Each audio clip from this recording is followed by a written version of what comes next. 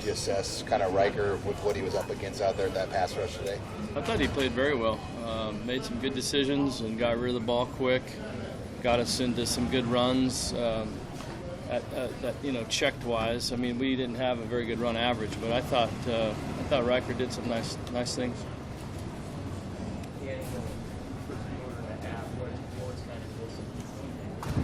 Well, a lot of the production on first and second down. I don't know what our average was today. It had to be under 2. It was rough sledding. I think we were in the first half. We were trying, and not many of the runs hit. They were doing a pretty good job. A couple times we didn't call it very well. We had a D tackle kind of free in the hole, and that they were just kind of some silly mistakes. So we weren't in very good rhythm. I didn't think on first and second down. I didn't think our production was good there, and then we got into 3rd and 11, and that's hard. It's hard to convert those. It's a bad way to live. If you can get into 3rd and medium, you get a lot better chance of both run and pass. So it kind of forces you into some bad situations. That's pretty much the first half, and I thought we kind of bounced back and made some plays and made it a game. And then I didn't do enough at the end. How much did Barnett kind of change what you guys were able to do early on? We had a real good idea that he was a good player, and he showed it. I think we had the protection slid to him. We had the tight end helping the back. He ran through the tight end in a tackle double team. He ran around our slides to him. We're trying to give the tackle help. He's speed rushing off the edge, and I thought they proved that he's going to be a high draft pick. It wasn't just him, though, right? I mean, their whole D-line and staff seemed to be really. They did. He gets a lot of the credit, but I thought they gave us a lot of heat. I didn't think that they got to Riker a ton in terms of sacks as much as hurries.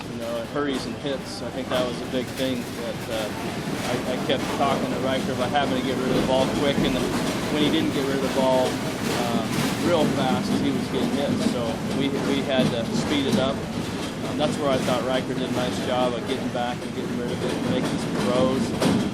Brandon Riley was outstanding. That some of those big plays downfield were great catches. So there were guys that stepped up and made a few plays. Obviously, not enough.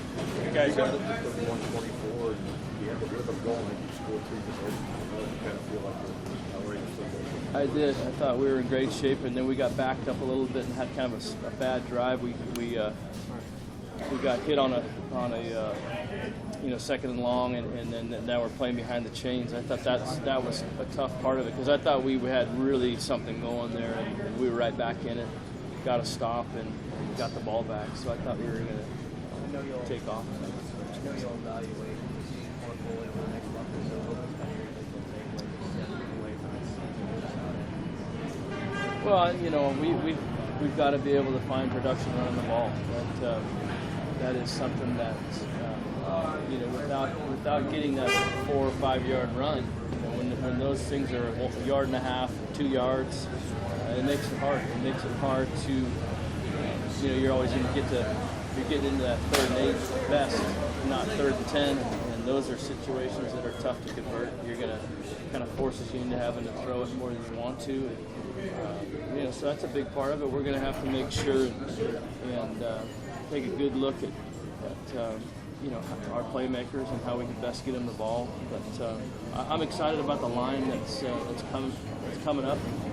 We'll get Nick Gates and Gerald coming back, and Conrad and Neville, Farniok and Reardon. Those guys are kind of coming in the fold, getting Tanner Farmer back. We'll have some experience and some good young players that will help us, provide us some depth. Can you talk about the quarterbacks for next year? How do you think that will happen?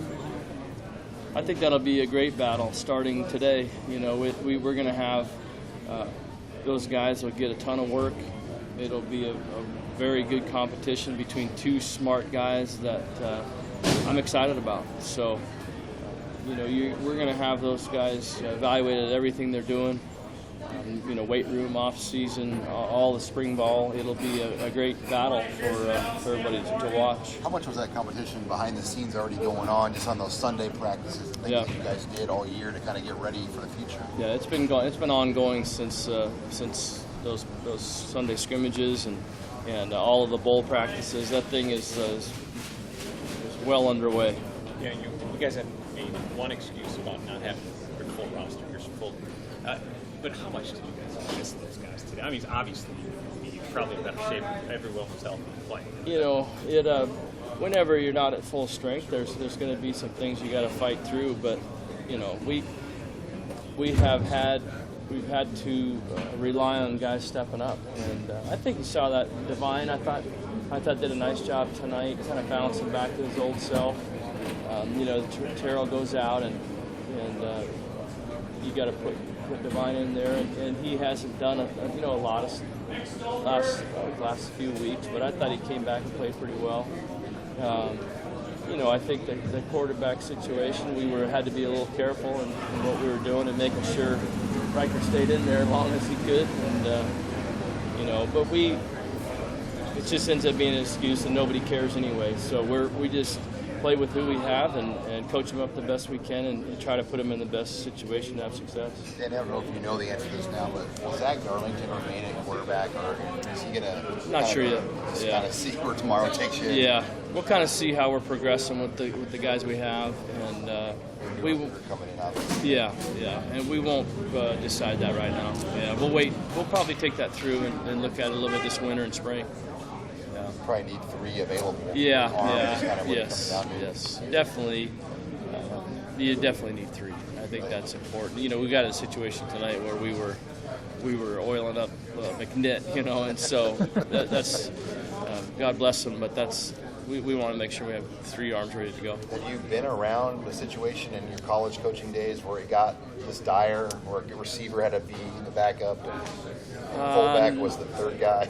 I can't say that I have. We only carried 2 in the NFL at New York, and so I've kind of seen that happen before. But in college, I don't think I've been on a team as thin at that position for a game.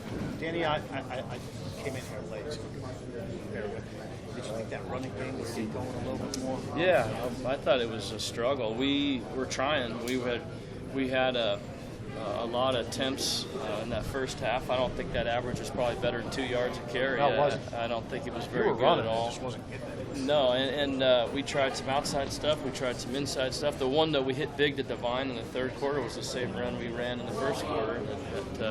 That was a 2-yarder. So, sometimes that happens. You have to kind of keep taking a swing at it, and they'll pop. But we struggled with that early. Got into some bad situations. We had a couple negative runs that now you're second, third, and the last